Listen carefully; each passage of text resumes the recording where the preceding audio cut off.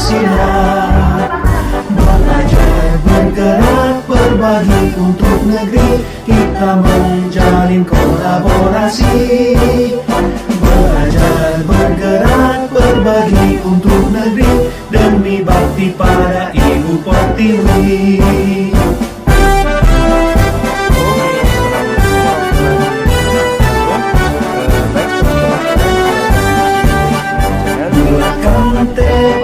Kuatkan hati, negeri ini memanggil kawan. Belajar bergerak berbagi untuk negeri, guru penggerak majukan pendidikan. Guru penggerak menghamba pada murid, kreatif rancang pembelajaran.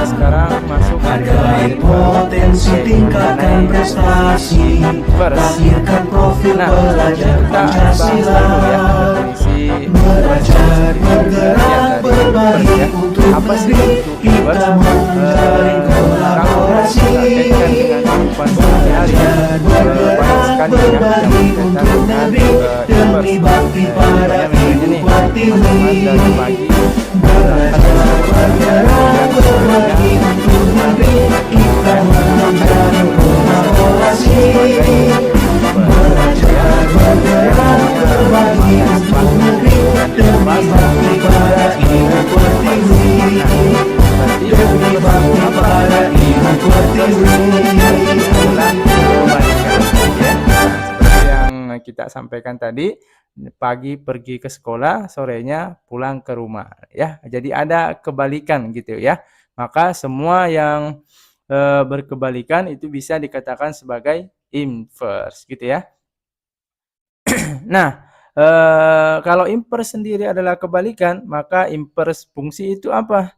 Nah, inverse fungsi adalah sebuah fungsi yang berkebalikan dari fungsi asalnya ya, namanya kebalikan gitu ya. Maksudnya gimana nih terkait dengan inverse fungsi? Nah, untuk lebih jelasnya kita berikan keterangan bahwa jika suatu fungsi, anggaplah fungsi f gitu ya, memetakan himpunan A ke himpunan B, atau kita tulis dalam rumus begini ya, f titik 2 A tanda panah ke B. Jadi ini bacanya fungsi f yang memetakan himpunan A ke himpunan B gitu ya. Maka inverse fungsi f dinotasikan sebagai f pangkat min 1. Nah, ini rumus inverse teman-teman ya. Jadi jika ada pangkat min 1, maka itu namanya inverse ya. Jadi f pangkat min 1 berarti inverse dari fungsi f gitu ya. Yaitu relasi yang memetakan himpunan B ke himpunan A ya. Jadi kebalikan nih. Atau bisa ditulis dalam rumus f pangkat min 1 B ke A ya. Jadi fungsi f-nya tadi apa? Memetakan himpunan A ke B ya. Maka inverse-nya atau kebalikannya yaitu dari B ke A gitu ya. Jadi seperti itulah untuk inverse fungsi ya. Jadi tadi simbolnya adalah pangkat min 1. Nah, untuk lebih jelasnya kita coba perhatikan diagram panah berikut. Ada himpunan A yang dipetakan ke himpunan B oleh fungsi F. Anggaplah pasangannya seperti ini ya. 1 berpasangan dengan A, 2 berpasangan dengan B, 3 berpasangan dengan C. Maka untuk menentukan inverse-nya, maka kita lihat pemetaannya dari himpunan A ke himpunan B. Maka inverse-nya pasti dari himpunan B ke himpunan A gitu ya. Dengan tetap memperhatikan pasangannya tadi. 1 pasangannya A, maka A juga pasangannya tetap 1 gitu ya. Hanya dibalik saja. Gitu ya. Nah, jadi kalau digambarkan dalam diagram panah kurang lebih seperti ini. Atau kita buat dalam himpunan pasangan berurutan. Ya, boleh. Nah, yang pertama dulu pemetaan oleh fungsi F.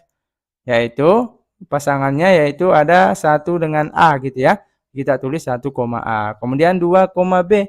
2 ke B ya. Berarti 2, B. Kemudian 3 berpasangan dengan C. Maka 3, C. Nah, kalau dituliskan dalam himpunan pasangan berurutan, fungsi F-nya seperti ini ya. Nah, memetakan himpunan A ke himpunan B dengan pasangan-pasangan yang ada. Nah, inverse-nya seperti apa? Nah, kita tulis berarti. Inverse tadi simbolnya F pangkat min 1 ya. Nah, berarti kebalikan tuh. Kita lihat pasangan yang pertama A dengan 1 gitu ya. Ini kebalikan jelas ya. Tadi 1, A, sekarang A, 1. Kemudian B berpasangan dengan 2.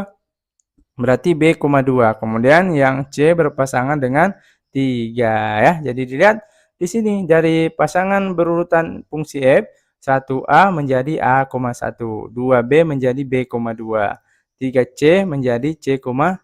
Jadi inverse itu kebalikan ya. Jadi kalau ada fungsi yang memetakan himpunan A ke himpunan B misalnya, maka pasti inverse-nya memetakan sebaliknya dari himpunan B ke himpunan A gitu ya. Jelas ya sampai di sini terkait dengan pengertian inverse fungsi. Oke ya. Nah, sekarang setelah tahu apa itu inverse, maka kita bahas lagi mengenai fungsi inverse. Jadi beda ya. Tadi kan hanya inverse-nya saja pengertiannya. Sekarang kapan inverse itu dikatakan sebagai fungsi inverse? Nah, jika inverse suatu fungsi merupakan bentuk fungsi. Ya, jadi ini syaratnya ya. Jadi inverse-nya harus berbentuk fungsi. Maka inverse tersebut barulah disebut sebagai fungsi inverse. Nah, karena tidak semua inverse dari suatu fungsi itu berbentuk fungsi. Ya, di mana video sebelumnya kemarin di pengertian fungsi kita sudah bahas tuh. Ya kan, ada istilah relasi, ada istilah fungsi, gitu ya. Kalau relasi kan bentuknya umum ya, asal berpasangan maka itu sudah disebut sebagai relasi. Tapi tidak semua relasi merupakan fungsi ya, karena fungsi ada syaratnya bahwa himpunan pertama harus anggota himpunan pertama atau domain harus memiliki pasangan semua dan pasangannya hanya satu ya, tidak boleh ada anggota himpunan pertama yang memiliki 2 pasangan gitu ya. Nah, kita langsung berikan contoh ya, biar lebih tahu nih yang mana itu fungsi inverse. Nah, misalnya nih, ada diketahui fungsi f ya dengan pasangan berurutan 1, Z, 2, X, 3, Y dan fungsi G dengan himpunan pasangan berurutannya 1, X, 2, Z, 3, X. Maka tentukanlah inverse fungsi f dan fungsi G serta tentukan apakah inverse kedua fungsi tersebut merupakan fungsi inverse. Nah, kita lihat dulu fungsi f-nya ya. Berarti anggaplah memetakan himpunan A ke himpunan B gitu ya. Nah, kita lihat pasangan yang pertama 1, Z. Anggaplah 1 di sini, Z-nya di sini ya, berpasangan, kita tarik tanda panah. Kemudian 2, X. Berarti himpunan A2 di himpunan B-nya X gitu ya. Tarik lagi tanda panah sebagai bentuk pasangan. Kemudian yang terakhir 3, Y. Berarti di himpunan A3, di himpunan B, Y. Jadi selalu kita usahakan diurut begini ya. Berpasangan. Nah, inilah diagram panah dari fungsi F yang ada. Nah, sekarang kita coba tentukan inverse-nya. Tadi pemetaannya dari himpunan A ke himpunan B ya. Berarti pasti inverse-nya himpunan B ke himpunan A. Pemetaannya jelas pakai fungsi inverse ya. Inverse fungsi ya, yaitu F berpangkat min 1. Jadi ini simbol dari inverse ya, pangkat min 1.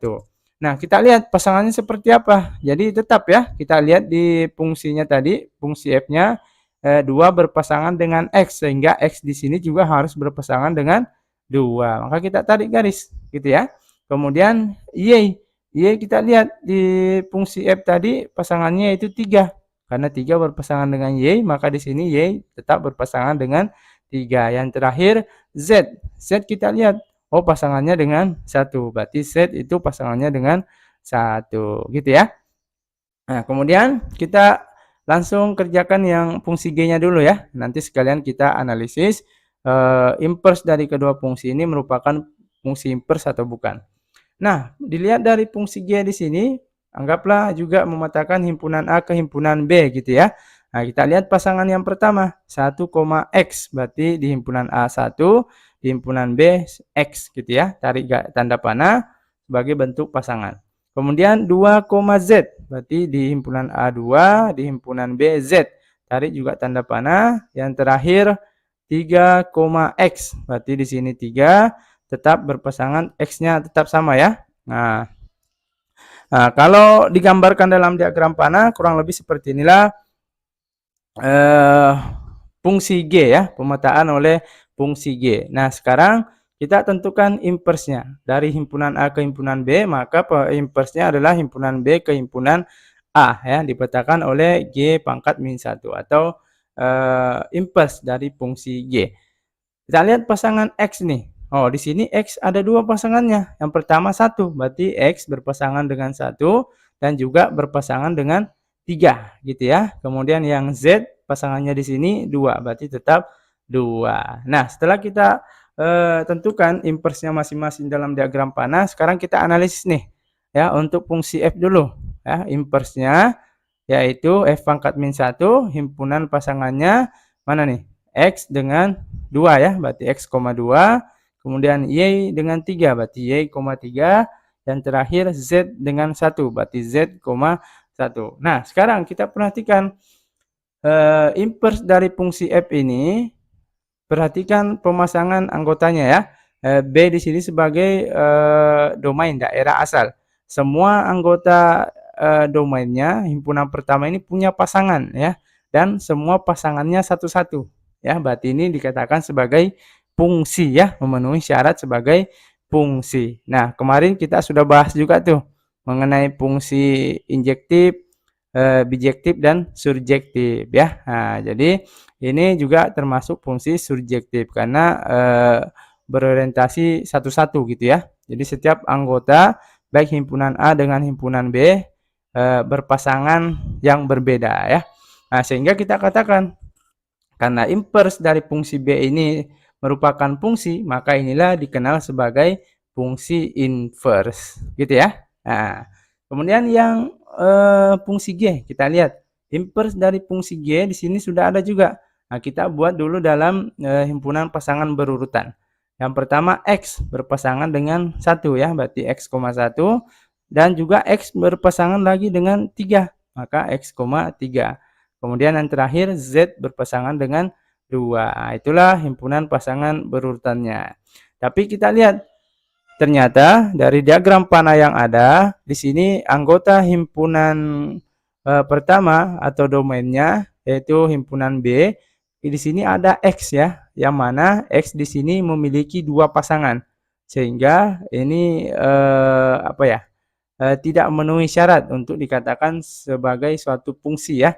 Jadi ini bukan suatu fungsi, sehingga karena inverse dari fungsi G bukan termasuk fungsi, maka dikatakan bahwa inverse dari fungsi G bukan fungsi inverse ya. Cukup dikatakan saja sebagai inverse, tapi dia bukan fungsi. Nah, itu untuk membedakan yang mana yang fungsi inverse, yang mana yang bukan ya. Sesuai dengan tadi deskripsinya, jika inverse satu fungsi merupakan bentuk fungsi, maka inverse tersebut baru dikatakan sebagai fungsi inverse gitu ya. Nah, jadi sudah jelas nih ya, kapan dikatakan inverse saja, kapan dikatakan sebagai fungsi inverse gitu ya.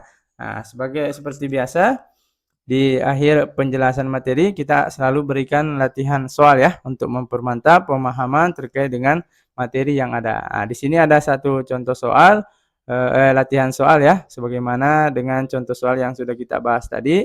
Bisa teman-teman kerjakan, kalau bisa jawabannya juga ditulis di kolom komentar ya.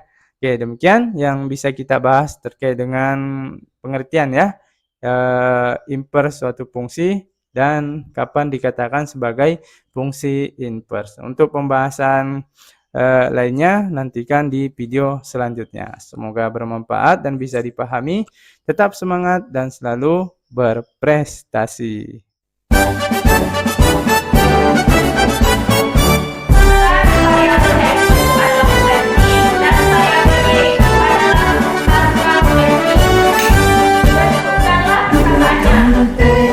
Kuatkan hati, memanggilmu kawan, belajar bergerak berbagi untuk